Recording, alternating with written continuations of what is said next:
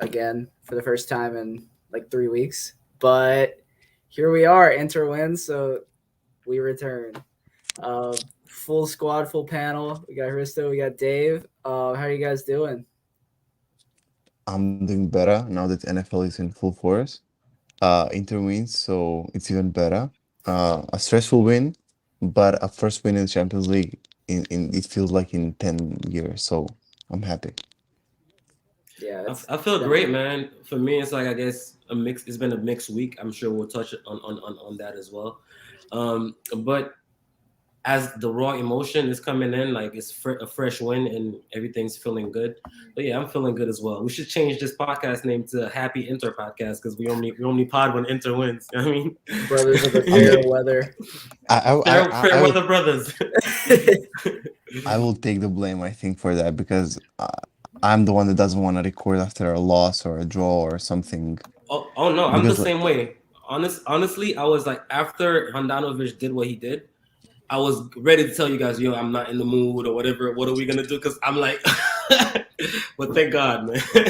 Yeah, Hristo at halftime, he was like, get the link up at halftime, tweet it at halftime. And I was like, that is not a good idea. That is never a good idea. And then they scored. I was like, this is a terrible idea. But the content is about to be like Arsenal fan TV levels of like great. So it would have been something, but I'm glad I'm not doing that episode right now. So 100%. you know what? Let's leave that up to Juventus and Sunday night. I think we have another episode scheduled for Sunday night where Dave goes who's full we? Robbie and rants. Oh, I'm here to laugh at Dave. I'm not gonna talk anything or say anything because I'll be banned. That's for sure. Oh Lord. Well, either way, let's get into this match. I was saying right before we start, I don't know about you guys, but I mean, comfortable on the score sheet, but I don't know. Even at 3-1, I wasn't fully comfortable. I didn't 100% like what I was seeing, which is kind of complaining, but beggars can't be choosers, but also like I don't want another heart attack. So, Dave, how did you feel? Like, of course, we saw 1-1 at one point, but Hmm. was it stressful from um, start to finish for you? Yeah, absolutely. I mean, most Inter matches are that way for me. They're stressful from start to finish. But this one in particular, of course, it was stressful because of first of all, we just lost to Lazio. What happened over the weekend, and if we start accumulating bad results, the pressure starts piling up, and we know how it goes with Inter. The press will just have a field day. So I was afraid that it was gonna amount to that. So I'm glad that didn't happen.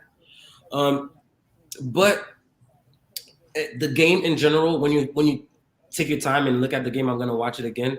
I think it was quite a comfortable game because I can't think of many times that they're really threatening us in open play. Of course, they've had some shots which Ananovic made quite comfortably, probably due to the distance or whatnot. But our defense was okay for me, and it's because we know the situation and we know how this team has not performed in the CL. I guess that's one of the reasons that's made us nervous. But when you look at it in the numbers as well, like we had like 18 shots on goal or something like that. Like it wasn't close, man. We really dominated. We really put our best foot forward.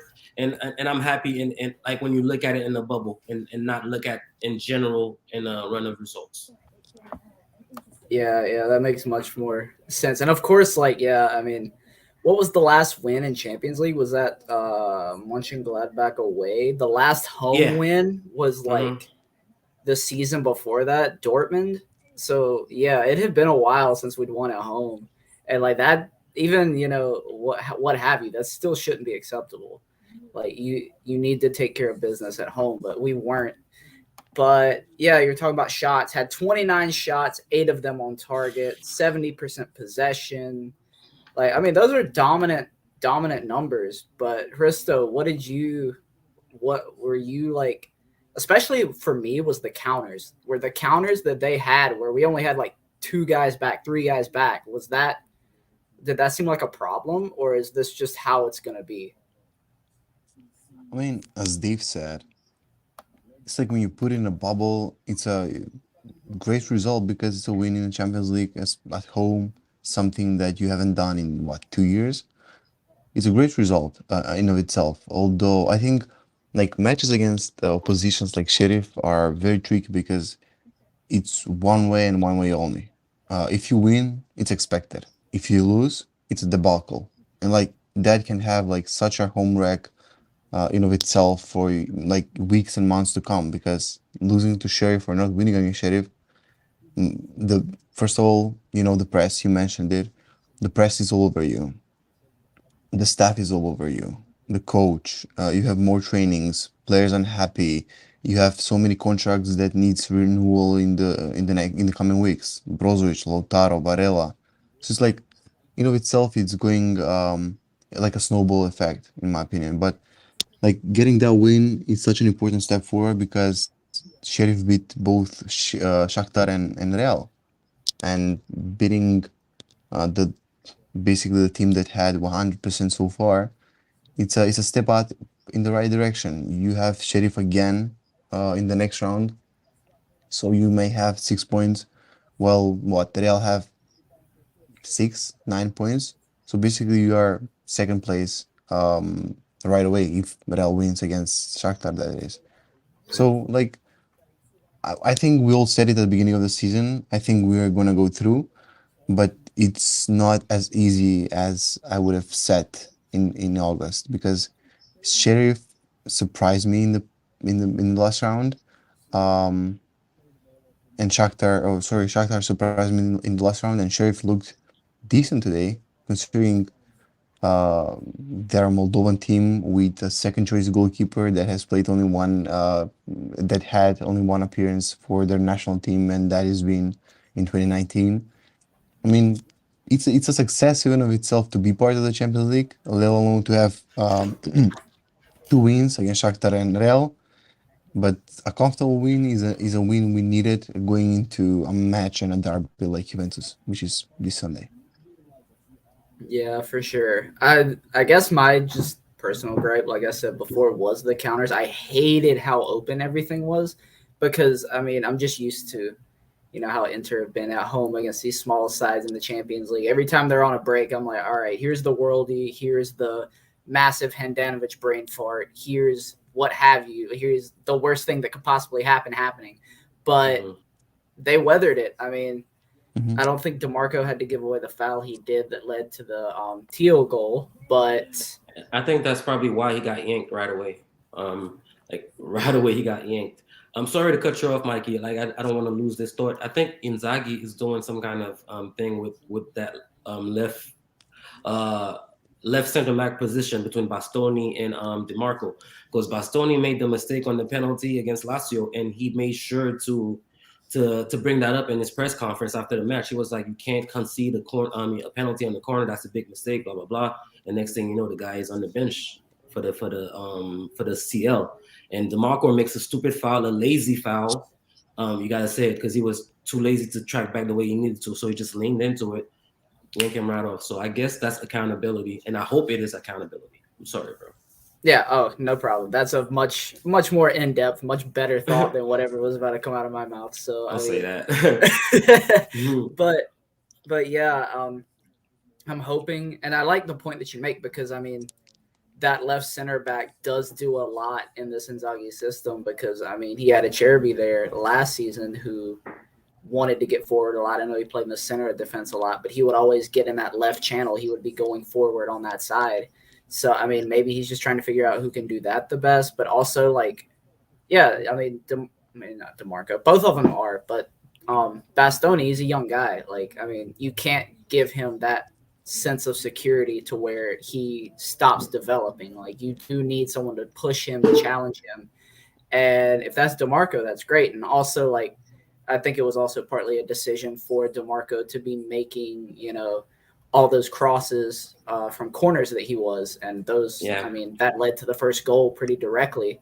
Um, so enough nitpicking. Let's just get into some fun stuff. Let's get into some goals. First goal, I mean, just what are we gonna make of Vidal this season?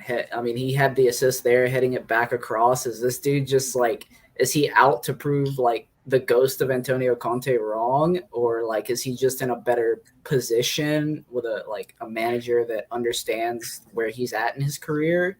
Like, what do you make of it? I'll start with Dave. Personally, I'm not sure, man. I'm not sure what episode it was, but it was earlier in the season. I think it was after he had that great game against Genoa. That was the first game of the season, I guess. And I was seeing how Inzaghi seemed to was he was using them like as a replacement of Brozo, as more of a regista.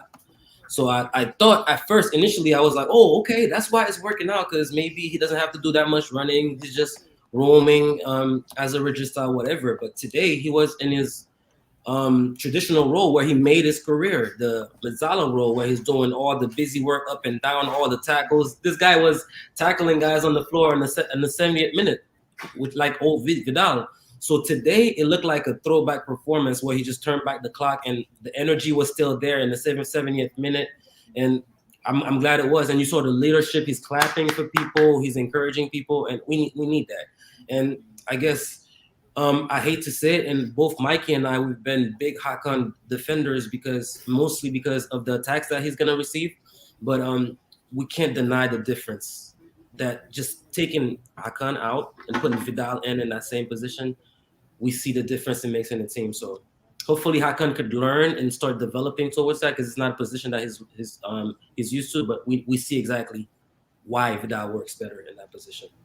Yeah, I mean, he's laying the blueprint right there for anyone who needs to play in that position. But it's a great performance. It makes the midfield feel a whole lot like more stable, I guess is the best word for it, because it's not 2 versus 3 in the midfield every match. It's balanced.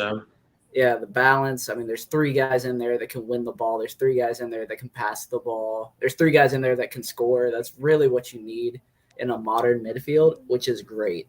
Hristo on the goal. What a volley, man. Like, we scored 2 volleys today, but I think this was my favorite. I think this was the goal of the match for me. Falling away, like, just amazing. What did you think of weak foot? That? Yeah, weak foot. Just Dzeko in general so far. Joe has been a revelation, itself. I think not that we haven't seen how quality he was at Roma, but I think many people, including some of us in the earlier episodes, have said, like he isn't a direct replacement for someone that we've had last season, but he's a much needed player, a player that has a lot of quality, and a player that is out for vengeance, especially because Mourinho was the one that didn't want him at Roma and who thought that he could do better. And I think him doing well is not only him being quality, but I think he wants to prove that he still has it at the age of 37. It was a great volley, yeah. And you mentioned Vidal and Çalhanoğlu. I think the main problem with Vidal is that what he does is not sustainable over multiple games because of what he does, what kind of player he is. And all in all, like he uses a lot of energy to sustain that kind of performance, which I don't think he does have it anymore in his tank. Not at least not, for a prolonged period. It's like week in, week out. I think using him against smaller positions is a smart move, something that, last season Conte did with other players, Ranocchia, D'Ambrosio, and so on. But like Champions League is never easy. I love to bet like at least small bets when I watch either football or anything, because it's like it entices you towards the game and have a motive. But like looking at the odds and like just how the bookmakers think of the Champions League, it's absurd, because it's like at the end of the day, no matter how better you are from, I don't know, a Moldovan team, they're still a winner of their own league. They still had to go through, I don't know, 4 rounds of qualifications in which they scored 14 and conceded 2 goals. And that builds mentality. Absolutely. It's like you win something and it builds a lot of like courage. We saw with Lazio and Inzaghi, it's like You win a Coppa Italia that, no one gives a fuck about, but over like 3 4 years, that team becomes like a serious contender, and they're like attracting players. Those players play for, I don't know, for the badge of the winners of the Coppa Italia or whatever. It's like, I think it's a lot of things combined that just make sense. And Inter being such an overwhelming favorite against Sheriff, Sheriff. I mean, it makes sense, but not to that extent. It's like playing, I don't know, a Serie A team, which like it's absurd. It's just like it's lying to yourself, it's lying to the people, and it creates overall like, I don't know, anxiety of some sort towards the players and the fans, and oh, we're not gonna win this or that. But yeah, I agree with that, and the comparison that you made with Bastoni and Di Marco. I mean, it should be like that. It should be like that with Handanovic too, if we had a competent second choice keeper. It's like the main problem with players, at least at Inter, is that they become too comfortable. Icardi thought that he is Inter. I don't know, other players think that they're irreplaceable. Show that to them. And we haven't had a competent second choice keeper in 10 years. What would Handanovic think? It's like, oh, you're gonna get Padilli Liverpool to Radu, replace yeah, me. yeah. You put in So Cordats next. I make 5 mistakes. So what? Who's gonna replace me? I'm the fucking captain. I'm the only competent keeper in the team. It's like, what can you do? Go out and sign a better keeper. We've been saying that for at least 3 years now. I've been Yeah. saying it for 10 because it's a personal, but you know, it's like he hasn't been 20% of what he's or what he was back then. But yeah, that's for another story. I think the main point is that being too comfortable is a bad thing for the team. Çalhanoğlu being bad, but also having competition is much more beneficial for Inter, as much as is for him to improve. I don't know. Yeah, yeah. I mean, there's a lot going on in this team. It's still, for me. I mean, we're still in a transition period. Anytime I look and we're playing like shit, I'm trying to tell myself, I'm like, yo, like, this is not the final product yet. Like, this is very early on. These guys are still learning. We even saw, I think it was Skriniar in a press conference being like, yeah, like, not I forget what he said exactly, but it was something to the gist of like, I don't get why we don't defend as much as we used to. Saying that of Inzaghi's, preparation, whatever we're doing, all these counters, everything. But Yeah. I still think the defensive solidity will come. Mhm. The goals have already been there. I mean, like last week, or not last week, but the Lazio match was like the first time we haven't scored more than one goal in a league match. So I mean, the goals are there. We still need the defense to come around, and I think we're getting closer to finding that midfield balance. I think maybe you move Çalhanoğlu up to that 10 position where he knows what he's doing behind a lone striker. I don't know, but there's still a lot. There's still a lot that can happen, and I'm hoping that it's going to be more positive than negative because I mean he lost one match to Lazio after an international break, and people were already coming for his head. I was like, "Yo, like, what do you think this is? This isn't Conte's Inter anymore. Like, we're having to learn so much stuff. Like, I get it; it wasn't a nice loss, and then like all the Mhm. Lazio shenanigans going on. Like, I mean, it was a mess, but I don't But know. I Mike, don't know. I'm glad the but win came but today, so we didn't have to hear that again. but Mikey, the thing is, um, I've been going back and forth with people on Twitter over that. Like, Conte's entered last year, same time of the year. They had already lost to Milan, and I think we have two more points this season than we did last season at the same point. So we're not off to a horrible start. I guess mixed with the great start of Napoli and also Milan, that's putting pressure on everybody else. But people have to remember it's a marathon. It's not a sprint. It's definitely not a sprint. It's a marathon. And I hate to say it, I sound like a hater, but it's part of the game. Um, Milan's already starting to fall apart, and we Are know they? that's how that. Yeah, I mean, with COVID injuries here and there, like they're starting to fall apart as far as the squad goes. In Napoli, I don't know where that's gonna come from, but they're gonna drop some points as well. So let's just find our balance, worry about ourselves, fix our issues, and then after 10, 10, 15 games, we could, well, we're 8 games now, so 10 is too close. Let's say after 15 games, we could look up and see where we are. You know what I mean? So that's how I feel. Yeah, yeah. I mean, it is a process. Last season, I think we had the same. I think the same almost five going around at the exact same time because I think this would have been third match day last year. That would have been the first Shakhtar draw. I think that Yeah. was third match day because we had them back to back, right? Yeah, 0-0, yep. Yeah, yeah. So I mean, it was already starting to get a little messy, but I mean, and it's not fair to compare someone who is as established as a manager as Antonio Conte to someone who is making the jump up from somewhere like Lazio.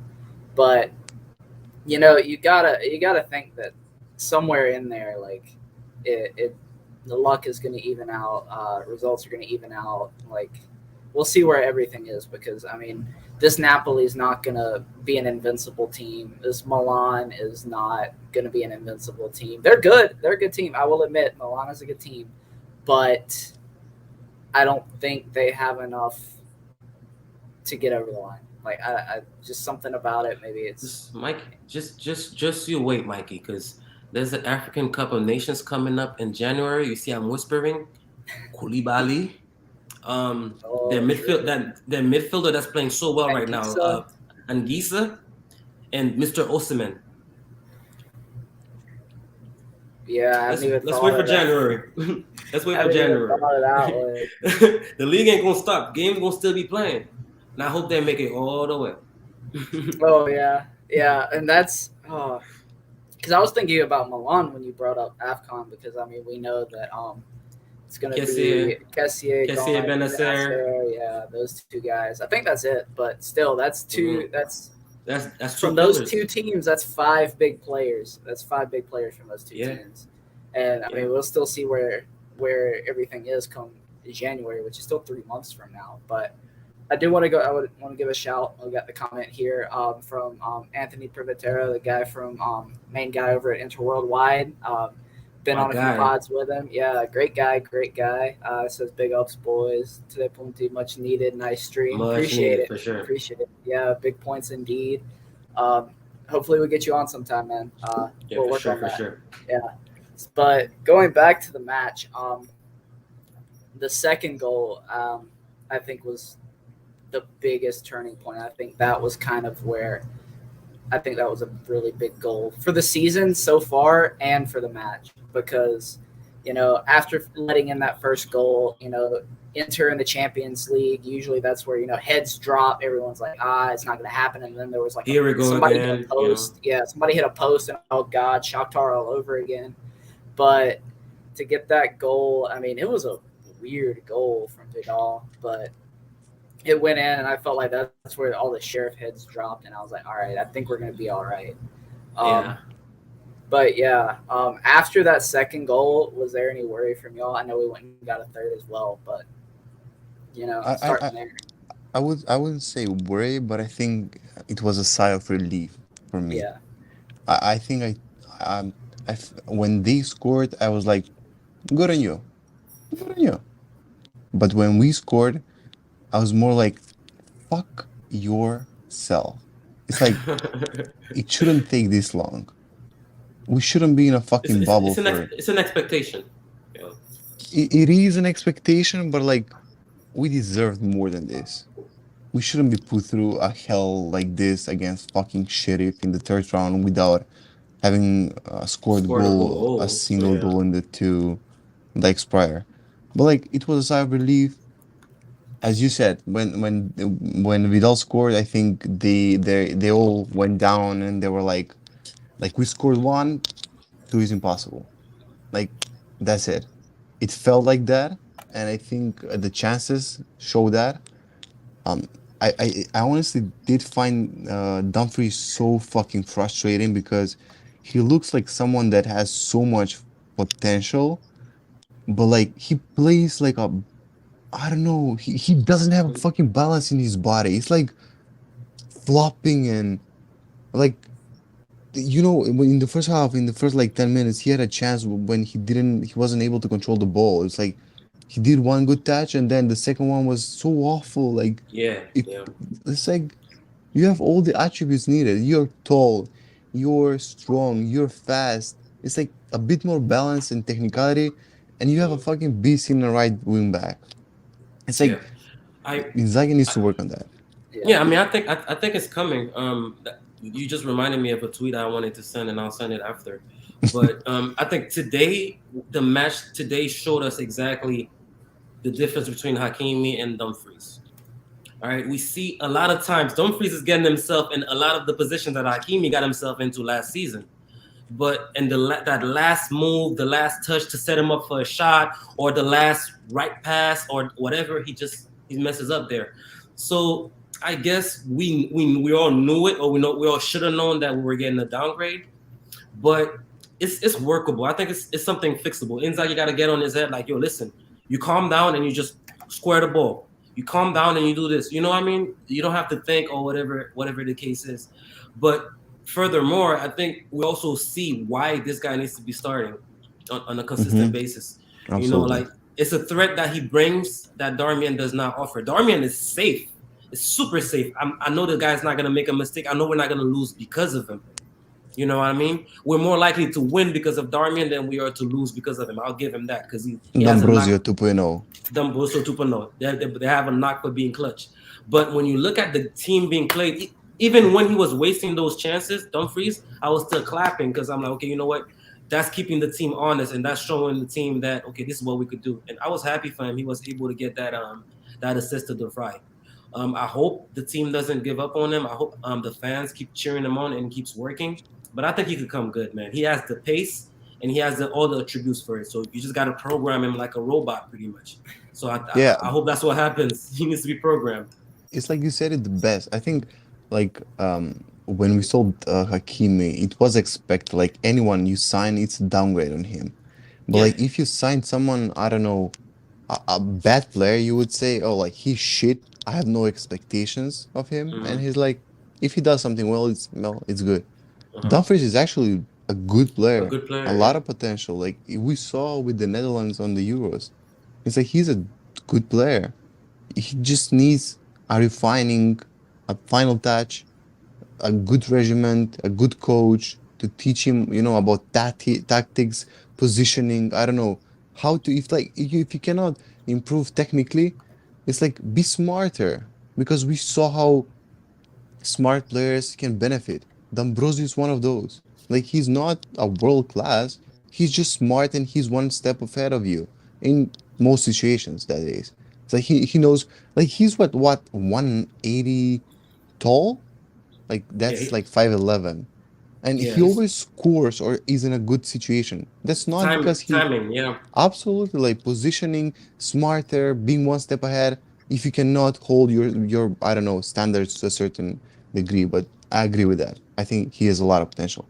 Yeah, Hmm. I mean, he was driving me up the wall at one point. Like, I was just like, man, can this guy cross the ball off the ground? Can he, like, just like slow down? It's like his legs move faster than the rest of his body. And like it's like watching like a baby deer try to like like walk or like run for the first time or something, just like scrambling. But I do agree, like we see he has the potential. He just needs he needs to settle, because like you look at him when he goes to the Dutch national team and he's scoring, he knows what he needs to do in that role there. Hmm. um and he's in his own head at Inter right now. Like, Yeah, yeah. I think And I he think really. I'm Oh, go ahead. go ahead, Mike. Yeah, finish your Oh point. no, I remember. I I know. know what I know what I'm gonna say. Well, So you're make good. sure you hold the point then. But what I was saying is I'm not sure how familiar he is with playing the three at the back, the wing back position. I guess. Um, I don't know what PSV played. I saw him in the I guess Frank de Boer's 3-5-2, and that's where I first saw him. Because Inzaghi was saying that he is actually ahead of schedule as opposed to what they all expected. I guess they thought that it was going to take him some time to settle in, learn the language or whatever. And Inzaghi even said that he's playing much more than he expected him to be playing at this point of the season.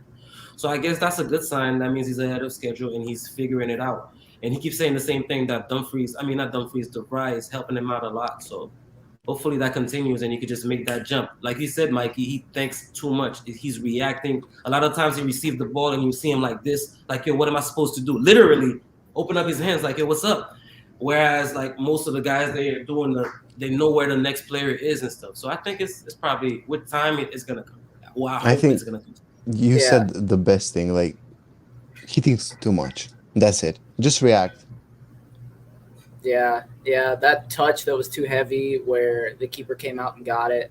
The chance in the box that fell to him, where he just leaned back and like Lautaro'd it over the top of the crossbar. I was just like, come on. Like, I get, and I know he's trying to do it, and I'm glad that Inzaghi says he's ahead of schedule, and I believe he's correct, because I mean, look at other right wing backs we signed. Look at Lazaro. He never did anything like that. Yeah, He you're right. never. You're It right. was never at that point. So yeah, it just is a Shout out little to bit. King Darian though. Yeah. Giving us the PSV background, and I remember seeing him, because I remember watching that first season in Champions League. He was at PSV. I think he was like, it was like his first or second season there. He played But against us, right? Oh? Yeah, he played against us. It was him and Bergwijn, and like everyone was like, those two guys are going to make the step Oh up. yeah. Yeah, I remember. And Yeah, Lozano was there too. I remember Chucky when he Lozano, scored. yeah. Lozano was the one that ended it, picked the ball off of Asamoah, got the goal. Yeah, I don't need to be Let's not reminded get of into that one. I that. still see that in my nightmares.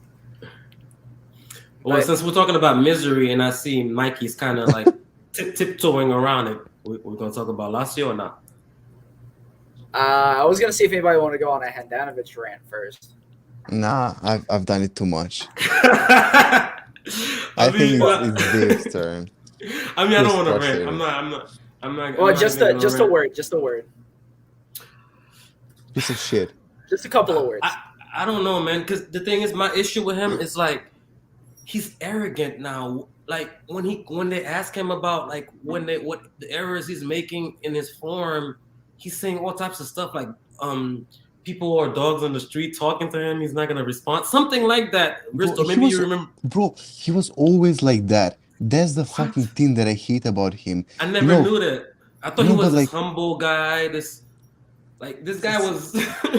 continue. I'll think of what I wanted to say. Go on.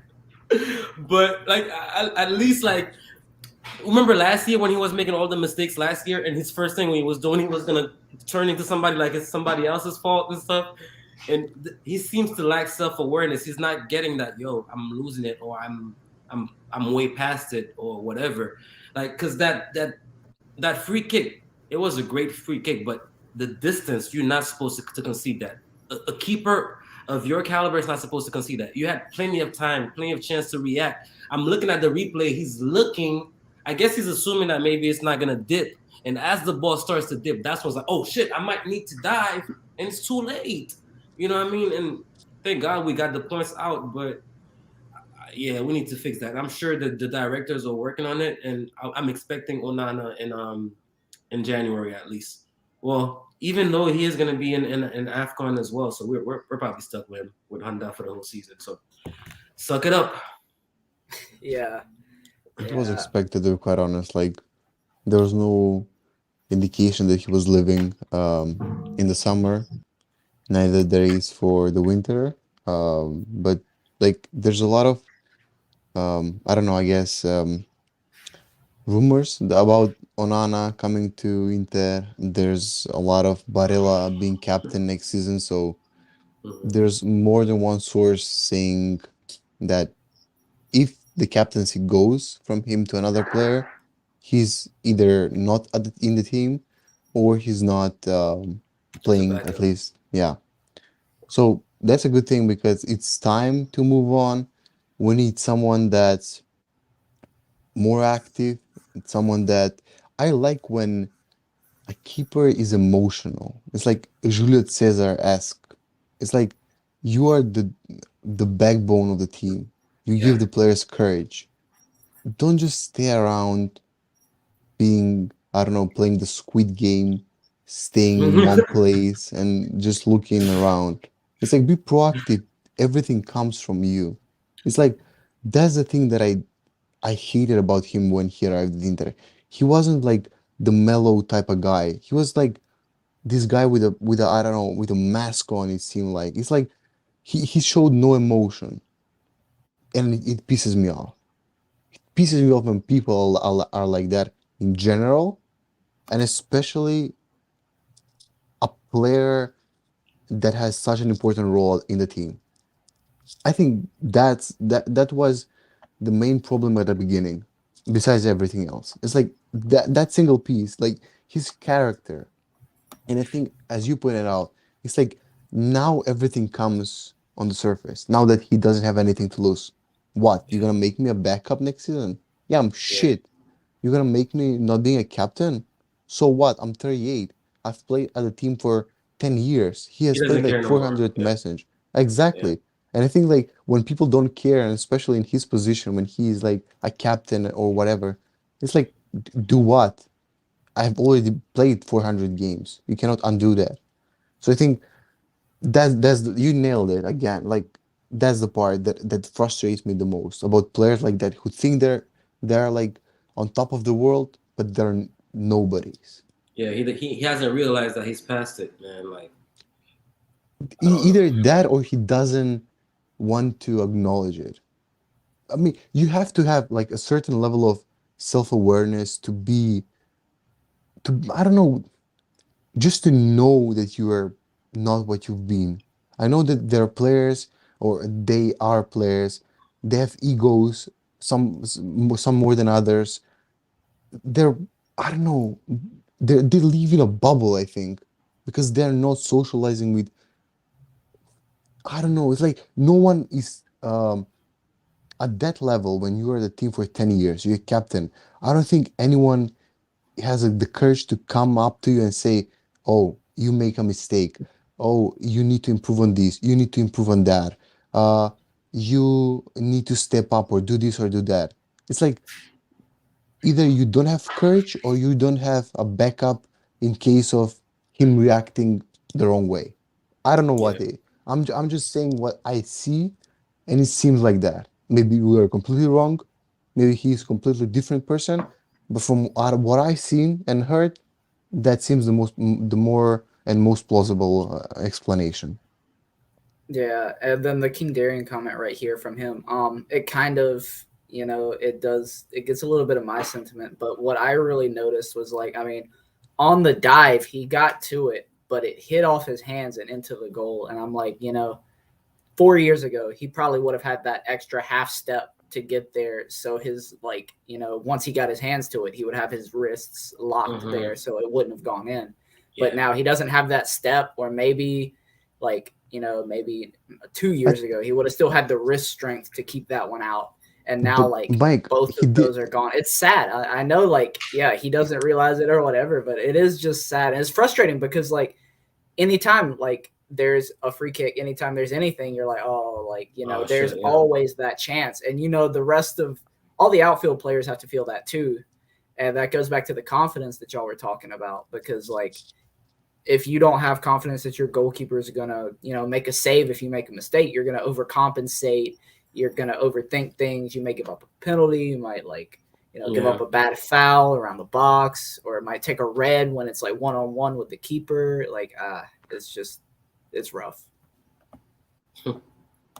It's rough and it's sad that a team like Inter allows this shit to happen, especially after, having the courage and the audacity to, way expel Icardi and depreciate his value. When you have the courage to do that, not being able to find a solution for 3 years in a position that's one of the most important in every single sport, let alone football. I mean, it's sad, but now fuck him. It's been sad for 3 years for us. I've been struggling and watching him for 3 years, not being able to make more than I don't know. Like, look, I think what it is like the past 3 years, like he has been declining, but I think the second half of last season was when he officially became a yeah, liability. You know what I mean? Like to the point where you cannot count on him, you can't trust him. Of course, he's been even when he was in his prime. I said that before. he would always give you 1 or 2 games where he freezes and just decides he's not diving, and we would be okay with that because it would make up for it in other games.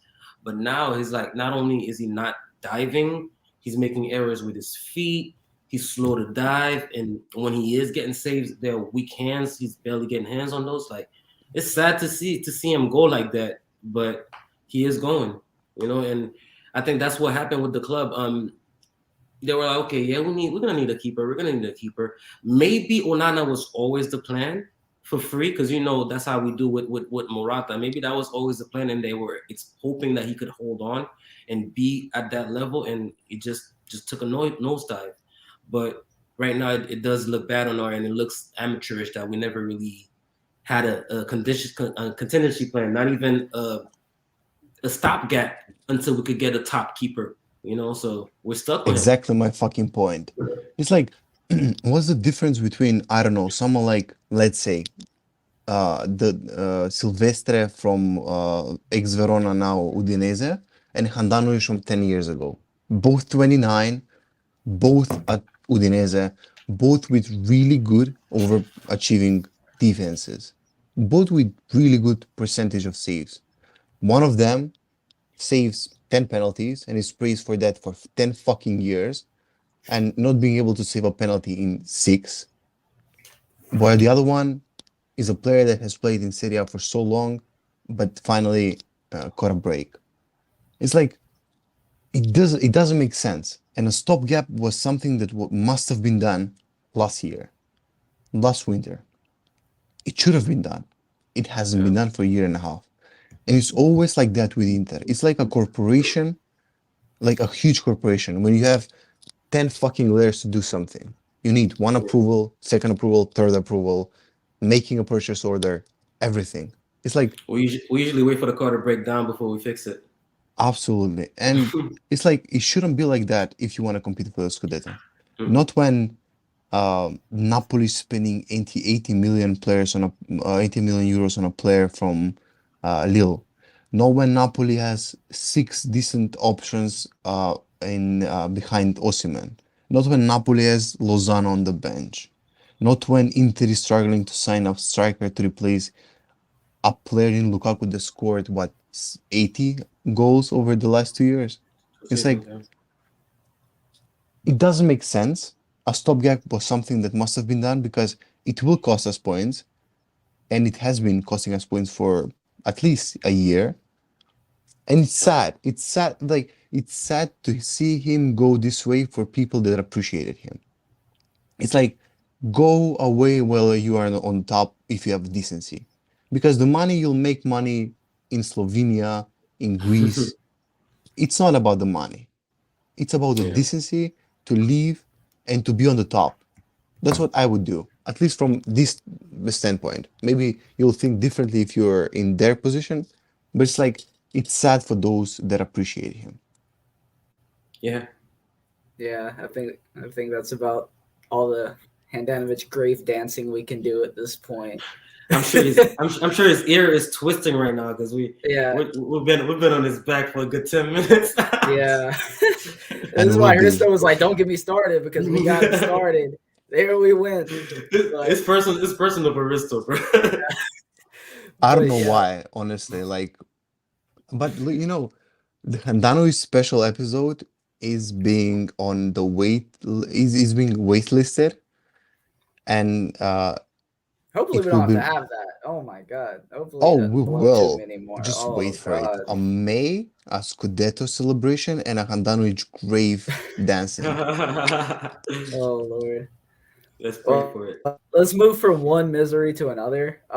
Dave mentioned it. Let's talk about Lazio for a second. I didn't even put much thought into that match. Like once we went down, I was like, all right, on to the next one. Like everything's been so weird from kickoff. Lautaro and Correa just got back into Milan like 5 hours before the match. That's a little exaggerated, probably like 12 hours, but they had not been back in Milan for a full day. Like we had nobody, and then had to go down to Rome. Like I was like, all right, just give this one over with. Like let Lazio have their little victory dance, whatever. Fucking jump on fucking Correa's back, all that shit. Like, you can have that. We'll move on to the next one. We'll see you like after the new year. We'll see what's happening then. So, 100%. I don't know Mike, how you guys thought about it, or if like tell it. tell me honestly, how annoyed were you when that shit happened with Luis Felipe and Correa? Because that was a situation in which I could have thought, and I thought like, what's Mike doing right now? How Well, annoyed was he? well, at first I didn't see it because I had already cut the match off. Oh, I did Once too. Milinkovic Savic had that stooping header, and that was it. I was like, all right, let me just turn it off before like, I don't know, I don't You need this break the today. TV, yeah. Yeah, I was like, I don't need this today. But then like, I was seeing like people on Twitter being like, oh, they're fighting, whatever. I was like, all right, just let me bring it back on for the chaos. And I turn it back on, and all I do is I see Luis Felipe crying. I'm like, what the fuck? What is he crying about? And then like eventually I saw it, and I was like, yeah, that's whack, dude. Like, Stupid, yeah. you won. Like, we get it. And they're like, oh, it was supposed to be a joke. I'm like, well, if you're gonna joke with it, just go up and like fucking do the shit that like Vidal did against fucking Juve last season, where you just kind of go up and like Riley smile at him and like say your shit Yeah, and move on. Don't yeah, fucking yeah, yeah. obviously Jump jump on on his back, someone's yeah. back. Like, And he just lost. He's frustrated, you know what I mean? So his yeah, reaction was never going to be like what he expected. I guess they're best friends or whatever. They go on vacation together or whatnot, and that's why he did it. Because that's what he said. It was like, yo, him, Patrick, and Correa, they always go on vacation together every break. Their wives are friends or whatever. And he just went and said, what's up to his mate. But Oh me in that no. position, I'm a very competitive guy, man. Like, I just lost a match like that, and we probably would have ended up fighting. Like, best friends or not, we probably ended up in the fight, and then we would have made up afterwards. We would have been cool after that. But like, he should have known better. I guess he was happy as well, and he just went and jumped on him. But the game in general, man, like you said, it was a weird game. I tweeted that it reminded me kind of like of the Atalanta match, which is something that we need to start really taking a look at. When we do score early, it seems we seem to have a tendency of just falling back and just not trying as hard, and we allow teams to get into the game and to build their confidence up, and we end up losing, or we end up having to react eventually, as opposed to killing the game as a big team is supposed to. We scored that penalty. It was a clever penalty won by Barella. It was a penalty.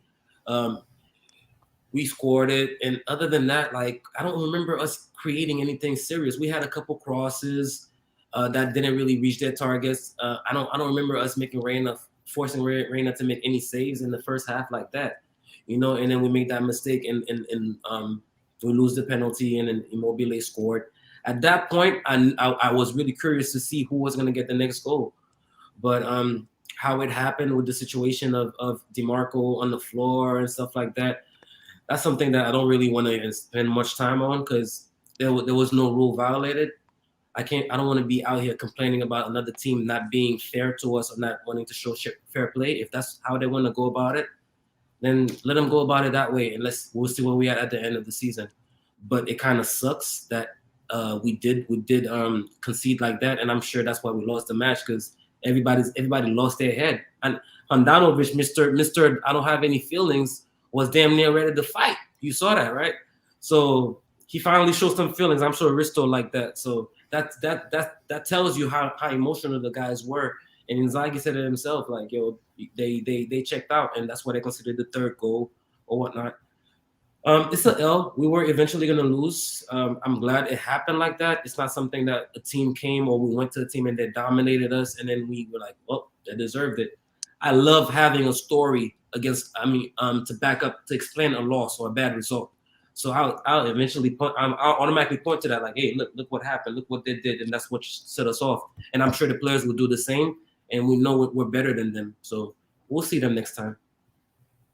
yeah, definitely. I'd much rather have something that can potentially what the fuck did I just say? Potentially galvanize the squad, where like everyone comes together and we're like, you know what, we're not gonna let anyone disrespect us like that again. Like, we're not gonna be in that position again. And then like you fire off like 8 in a row or something. Like, that would be nice. Yeah. I'm not gonna say that it will be exactly like that, but that would be a great way for things to moving forward. Jesus Christ, I can't speak. But yeah, Hristo, any thoughts on the Lazio game? I'm glad that is gone. Um, I mean, after the goal, we were absolutely terrible. It's like Lazio dominated the whole game. They seemed like they were Scudetto contenders playing against a mid-table team that, like, when you are at a certain level, like Inter is, you cannot let yourself be that hot-headed and emotional. And as soon as that bridge is crossed, I think you're fucked, especially in a match. Because like being too emotional against a team like Lazio, who has been, the core of the team has played together for years and years, who are basically willing to sacrifice themselves for others. They're not gonna care what you think or do, but you have to outplay them on the pitch. We haven't done that. Uh, Luis Alberto was on the pitch or on the bench, and Acerbi was not playing. I think besides not having what Milinkovic Savic, there are the three best players at the team, and you still could not dominate or be a competitive team against them. Especially at Cherby, who not only has been an amazing player for them, he has been one of the best defenders in Serie A for at least 5 years now. Him not Yeah, playing shows you a lot. It's like when he got a red card, I was like, this is it. If we don't win now, we're never gonna win against them. You know, Luis Alberto was on the bench. It's a fucking Christmas in October. It didn't happen, and it's a shame because going into the Juventus game, we could have been going off stronger with a win against Lazio, or at least a positive result or positive performance. It didn't happen.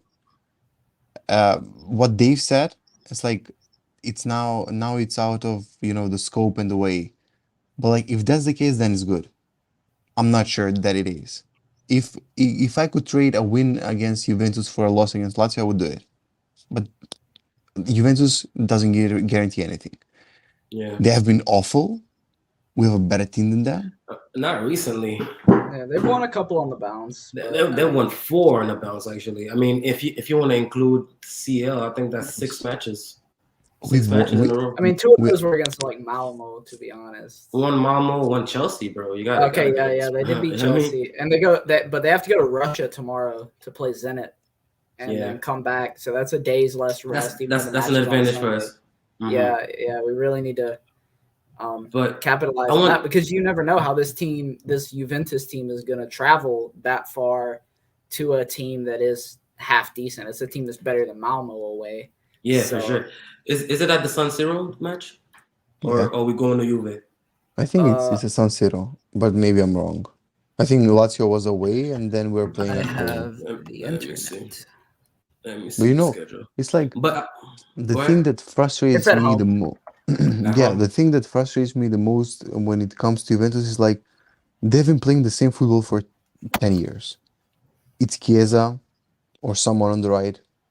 It's Quadrado, who's yet gonna have an amazing game against Inter, who's gonna cut in, overlap, do all sorts of tips and tricks against Inter, and they're still gonna be competitive no matter how bad or how good Inter are. It's like their midfield is non-existing. Their defense is consisted of Bonucci and Chiellini for 11 years in a row, which shouldn't be the case. They have a goalkeeper that's almost as bad as Handanovic. They have a player in Alexandra who hasn't been relevant since I finished for high school. They have a player that's streaky in Morata, Keane, that hasn't played fucking 10 league games in the past 2 years. It's like, if you cannot beat Lazio without Acerbi, you deserve to lose. If you cannot beat Juventus at home with more days rest, with them traveling, as Mike said, to Russia and coming back to San Siro, You do not deserve to win the Scudetto. That's it. I Napoli are agree. 8 wins out of 8. You are what? 7 points behind Napoli in late October. The next international break is like what, 3 weeks away. You need to win this game. There's no It's a two ways must win. about it. It's Yeah, no already a must pressure, win. huh? It's already a And must win against Juve. I agree. it But is because you have more days advantage. You have a better team, a slightly better coach because I think Allegri is not the same coach that he was 3 years ago because no mm, one is the same when they were 3 years ago. He has a new team that needs to adapt. It's like, come on. but real quick. I decided to take the high road about the Lazio game and say, okay, well, they beat us on the pitch or whatever, regardless of what happened. But we also have to be fair to our guys. Um, right now, we're all raving about the performance of Arturo Vidal. You know what I mean? And we're also talking about Alexis Sanchez when he made his little cameo appearance. How good he looked today. Those are guys that we didn't have available to us. And Lotaro was a guy that played 15 minutes. Correa played 20, I think, something like that. So the international break fucked us much more than it did them. And another point as well, the fact that we had to start Perisic as a striker next to Dzeko. That meant that around 60, 65 minutes, when DeMarco is tired, we don't have a guy that we could really switch out. We have to switch Darmian onto the left side where he's not so But comfortable Dave, and all that stuff. did you have to start Perisic? Because you have a lot of players on the bench. Who were gonna Be start? Yeah, striker change, wise. bro. I mean, yeah, Who you is a could have fucking started. I don't think Sensi was fit yet, so you couldn't have done like the I mean, three five we could one literally one. go over the list, guys. I've thought about this. Like this, that was his best chance. Lotaro, like you said, Mikey, he was just in Argentina Dave? Sorry, 10 who was hours on the before. bench? Who else was on the bench? We Let had me look at the match. Look, Correa, Lotaro. Sensi did not even make the trip. fuck 'em. Shalanoglu was injured as well. He Yeah. played what 10, 15 minutes. So who are you gonna play? Was he even in the squad for this match? Shalanoglu? Yeah. No. They left them off because they're saving them for Juve. But Okay, so he Hristo, was trust me, that unfit that we had to force him onto the bench last It's Yeah. week. like, but you know, if some like change tactics, you're paid for that. It's like Hey, that's I what they mean, brought. Satriano could have started. No. No, come Who on, else? man. Who else? Read me the Who- list. That's it. That's the only other. I No, mean, you just had read me the whole. striker position wise. Trust me, Hristo. Like his hands were tied. That was the only Dumfries, thing he could have done. Casino, Lautaro, Kolarov, Ranocchia, Correa, Hakan, Cordats, D'Ambrosio, Satriano, Radu was the bench. That's a Conte first year type bench. Takanoglu maybe for Yeah, and the thing is, He bro, came on, and I'm but he sure, didn't do anything. He was I'm hurt. sure. I mean, he was injured. And everybody knew it. But here's the thing. We all knew this because our team has been playing the 3-5-2 for the 3 years now, and it's not a new formation. For that system, you have to have your wingbacks fresh all the time. That's why Conte every game you saw he made his changes were predictable, but he changed his wingbacks to keep him fresh every day. I mean every match. I guess that probably has something to do with DeMarco as well. I'm sure DeMarco staying on the floor was half injured, half tired, and that should cost us a goal. You know what I mean? I'm not making excuses, but I feel like Yeah, it's it is logical what it things. is. That's why I didn't Yeah, give that it is match what it like a is. second thought after. Well, I guess I gave it a second thought when I saw Luis Felipe crying and because he did something he shouldn't have done. I'm like, if you're gonna be a shithouser like that, like at least like walk off the pitch laughing or something, like actually get in their heads. Don't just cry. Like I get it. He's I mean, No, the thing is, it he is wasn't emotional to get a red He wasn't card, trying to but, shit house though. That's the thing. It's not like he was trying to shit house. He legit thought that was his boy. Like he was gonna be like, yo, I just beat you. You know what I mean? Shit like that. Yeah. But And then if like, anything, it feels like Correa was being a sore loser. You know what I mean? come But- on, bro. nah, but in that match, I don't. I think after all the hard feeling, maybe if you do that after like a clean match, like if they would have won that, like on a penalty Yeah. that everyone knew was outright. So it was bad thinking on his end. Like the timing was not right. Yeah, Absolutely. yeah, he should have read. He like how you don't read the room there. You deserve a red card if you Exactly. can't read the Yeah, room yeah, like yeah, that. Like it yeah. really is. It was all. Uh, But yeah, after that, I didn't think about that match again. I was like, all right, we got to move on to Sheriff. Everyone was like, oh, we're gonna lose to Sheriff. I was like, if that happens, yeah, that would be bad. But I wasn't ready to go that far yet. let's talk a few minutes about Juventus. Your thoughts about the match? How it's gonna pan out? It's always impossible to predict these, isn't it? Like Juve, Inter. I mean, I think it's got to be a win. It's going to be something probably sloppy. I mean, I would say something like a 3-2, maybe a 3-1, hopefully. I mean, I don't think we're keeping a clean sheet. I don't know when this team will keep another clean sheet, Mhm. but I think there's enough goals in the team. I think Bonucci and Chiellini, I mean, they like half the time look gassed if you run at them. Like, I mean, if you let them sit in a low block, they're still world class. But if you Yeah. like get them running, they're gonna be gassed. So hopefully, playing a high line, doing everything that this Inter does will get enough out of that. Hopefully the curve is there. I don't know what kind of fatherless behavior type beat they were on, like not coming through like the biggest like there's a lot of pressure on this match and they're just like, Wait, oh well, they weren't there today. no, they were like some of our boys got in trouble in Florence a couple weeks ago, so we're protesting. And What? so, yeah, they weren't there. Maybe it was only the first half, but they didn't show up at least for the first half. And there There's was a always something banner. with them, bro. Like, yeah, I'm like, Nah, you nah, could have they're waited. not gonna fuck around with Juve. Like, Yeah, they yeah, know better. yeah. They'll So they protest should. the next match if they need to protest. Yeah, they better be there for that Juve match. I need all hands on deck. Mm. Yeah, But I'm. to answer the question, Okay, oh, go I'm ahead. sorry, bro. Go ahead. No, You didn't give a definite answer. You said I was just gonna say I'm never gonna predict an Inter loss, and I don't want to predict a draw because I don't want to see a draw. I don't want to manifest that. So yeah. 3-1. Yeah, I'm the same way, man. I'm a guy that's super biased, but I speak like I'm subjective, like I'm being subjective. But real deep down in me, I know I'm biased. I know I'm pro Inter everything I say. But how I feel good about the game, man. For a number of things. Inzaghi seems to have Juve's number for some reason. He beats them every year, even if they probably beat him the next round or whatever.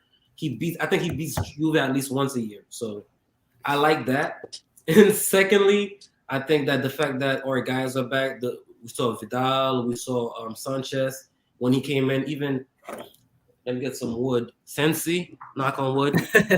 We have guys, that are coming back. The squad is getting healthier. Juve, I think Dybala is gonna play, but he's not gonna be really up to par because that's gonna be his first game back. So Chiesa is gonna be our main worry. So let's hope that it's bad Chiesa that shows up. But I think we got this, man. I see us getting it 2-1. I would say 2-0, but 2-1. Pandanovic is gonna make a mistake. I'm not just gonna save a Is penalty, that a and we're prop bet? gonna. Is there a prop bet, Hristo, from any like bookies that you go to where they're like, where you can just bet on Handanovic mistake? I'm sure it's there. I I'm don't sure it's think out there I somewhere. don't think there is, but I've seen like some obscure bets on some betting sites that people use. Like I don't know, I've seen basically like NFL. I don't know, this running back is gonna have this many yards, Yeah, like yeah, like a yeah. Prop parlay. bets. Yeah.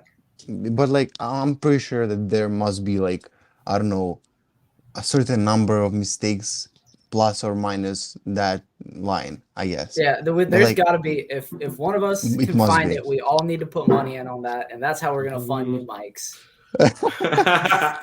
Exactly, man. We're Yo, about to get us a studio and Anonymous is back. yo, that shit is gonna sponsor we can buy Inter with that kind of money. I mean, all you Oh need is a man. Saudi, couple bucks and some belly button lint right now. So, Wait, since you brought it up, you guys want to entertain us? I The think rumors? we uh, need something more concrete, and a win against Juventus and rumors about new ownership is the next episode. yeah. Yeah, Well, pretty much. Hristo, what's your? All Next right, episode. we've got ours on the match, but I need to get out of here pretty soon. But I want your prediction on the match, and then last words, anybody, and we'll get out of here.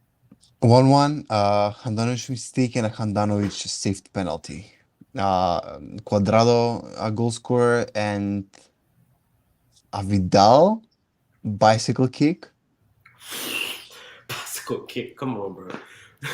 I'm optimistic. I see. Great way to end it. Great way to end it there. But yeah, Quadrado or some ref BS. I mean, they were back on their bull on the weekend with the Tammy chance.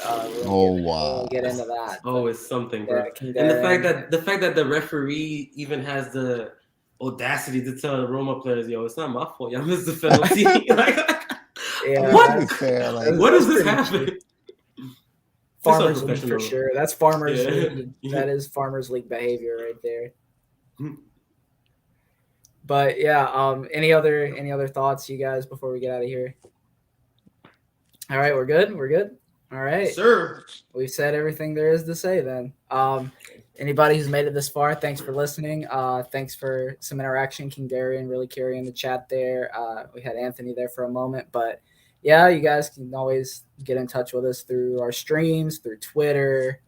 Those are our main, sources. But yeah, if you made it this far, thanks. Give us a like, share, subscribe, whatever you do on whatever platform, and we'll see you all in the next one. Ciao, ragazzi. Peace.